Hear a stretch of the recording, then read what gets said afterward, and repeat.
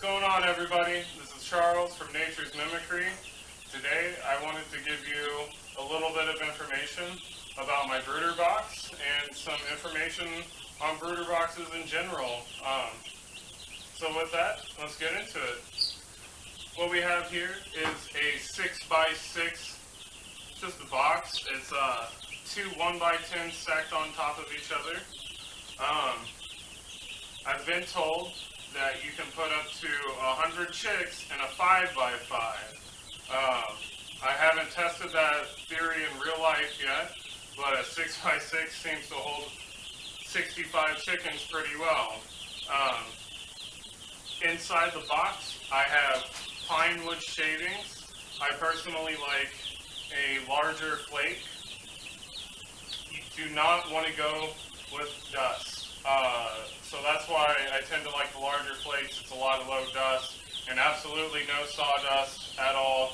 The chicks inhale it, so that's important to keep in mind. You can see I have a couple of food troughs, some waterers in here. The first few days that you get your chicks, you want to throw some newspaper down and throw your food on top of that, and they seem to like that more. And then take that away about day 4 or 5.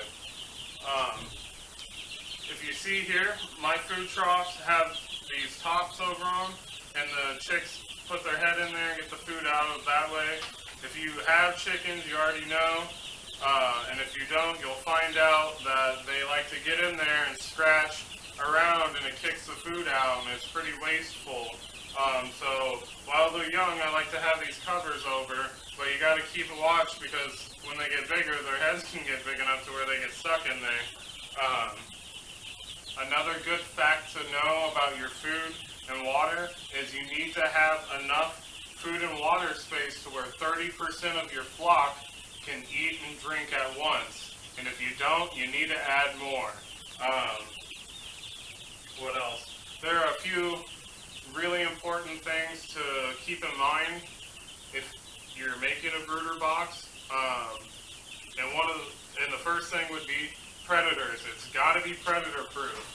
And not only from larger predators like raccoons and possums, but smaller predators like snakes and rats. Okay, you got to make sure all your cracks and holes are sealed up. And the second most important thing is going to be temperature control and draft control. Nothing will kill your chicks faster than a cold draft. And so you got to try to balance out those things and pick out where the best spot would be for you. Ideally, you'd want your brooder box to be outside. I just could not make that happen this year, so I have mine in my garage, and so I'll open up all the windows and doors when the weather permits, and I'll allow airflow to come through, sunlight, which is extremely important for baby chicks. And so yeah, those are probably going to be your two most important rules to abide by, is temperature control and predator control. And so on a daily basis, I come out here and obviously give them fresh food and water,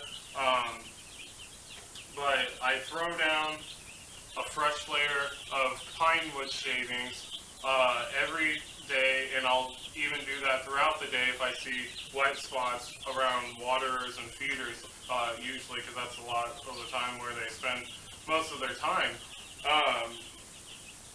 And so, yeah, you just want to make sure that you try to keep everything as fresh and clean as possible. A good rule of thumb with chickens, no matter what age they are, is to be calm and try to keep things as stress-free as possible. So that's using as little machinery around them as possible. If you got dogs, they better be well-behaved or on leashes or not around your chickens at all. So the more stress you put on these chickens, the more you're going to find that in the taste of the meat of the bird.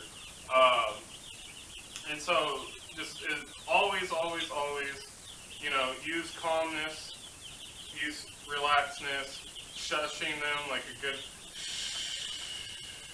a lower kind of soothing voice. not your high exciting voices. That kind of tends to help calm everybody down and have a healthier chick. And with that, guys, I think that's all the information that I can think of at the moment. I'm sure I'm leaving some out, so if you have any questions or comments, please leave them down below. If you liked the video, please give it that thumbs up, and if you didn't, that's okay too. Everybody, subscribe if you want to, and on top of that, have an awesome day, and I'll catch you later.